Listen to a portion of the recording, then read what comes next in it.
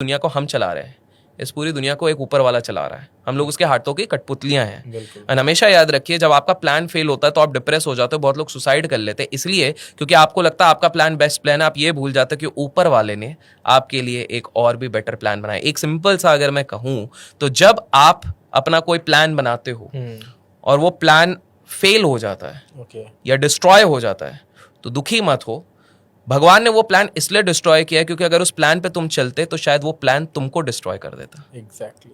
तो have faith, surrender yourself.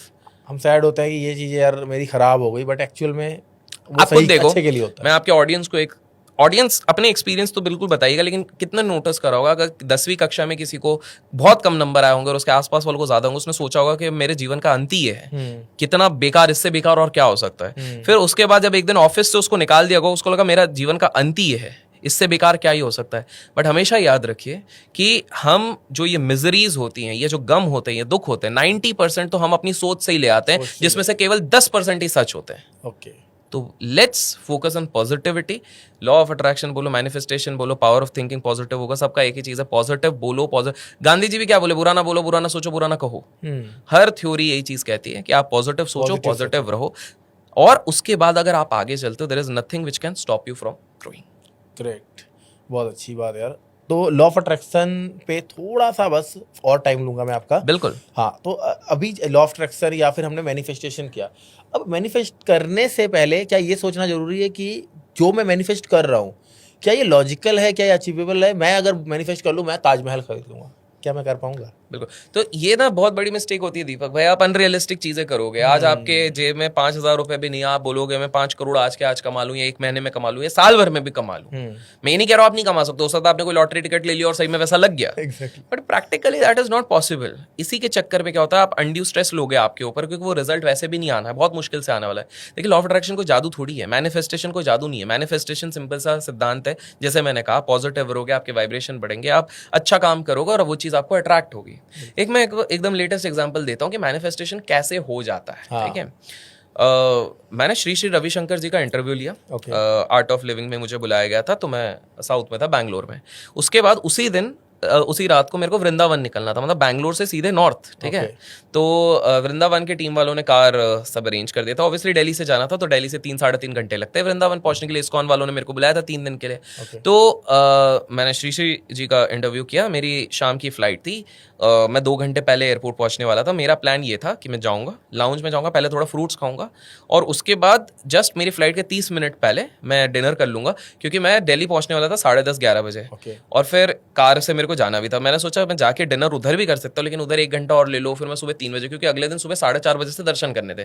तो मेरा था 3-4 घंटे भी अगर मैं सो गया तो ज्यादा बेटर होगा उधर, तो आते ही मैं निकलूंगा। तो मैं सोचा था 30 मिनट पहले डिनर भी हो जाएगा, तो बढ़िया आराम से उधर से कार से निकल जाएंगे।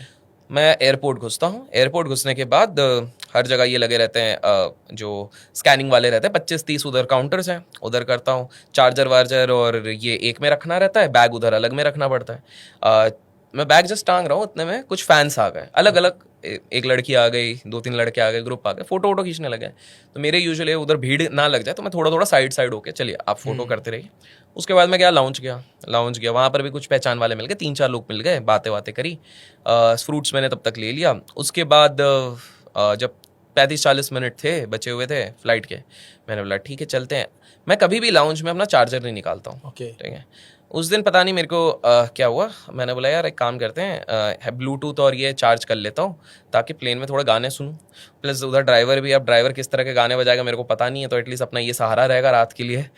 तो मैंने खोला, मैंने चार्जर तो है नहीं, क्योंकि वो जब फैंस लोग आ गए तो वो वाला ट्रे पे मैं उधर ही भूल आया हूँ, चार्जर और पावर बैंक। ठीक है, अब सीन ये होता है कि यूजुअली पैनिक होना चाहिए, 40 मिनट है और मेरी बैटरी, अब मेरे फोन में जो बैटरी है वो केवल 20% है। तो अब कोऑर्डिनेट भी करना है, वृंदावन वालों से भी करना है, इस्कॉन वालों से भी करना है, इससे भी करना है, पहुंचना भी है, फैमिली वालों से भी एक बार बात करनी है, तो बड़ा वो है, पैनिक होना चाहिए। 1 सेकंड का पैनिक था, सच बताऊं। अगला मेरा ये थॉट था, कृष्ण जी ने बुलाया, अब कृष्ण जी मेरे को बेड़ा पार कराएंगे, क्योंकि साउथ से पूरा जा रहा हूँ। मैं जाता हूँ चिल होके आराम से। मैंने बोला चलो डिनर गया, कोई नहीं, फ्रूट्स हेल्दी हो गए, ये भी अच्छा है, मतलब मैंने उसको भी पॉजिटिव लिया कि अच्छा सिर्फ फ्रूट्स हो गया, आज थोड़ा लाइट भी रहेगा, वैसे भी बाहर का हो रहा है, निकल लिए। चलते चलते मैं गया, पुलिस वाले भैया को बोला भैया मेरा पावर बैंक चार्जर इधर रह गया है, प्लीज़ आप देख लोगे? बोले अरे सर आप क्या बोल रहे हो, 25-30 काउंटर हैं, कहाँ से मिलेंगे?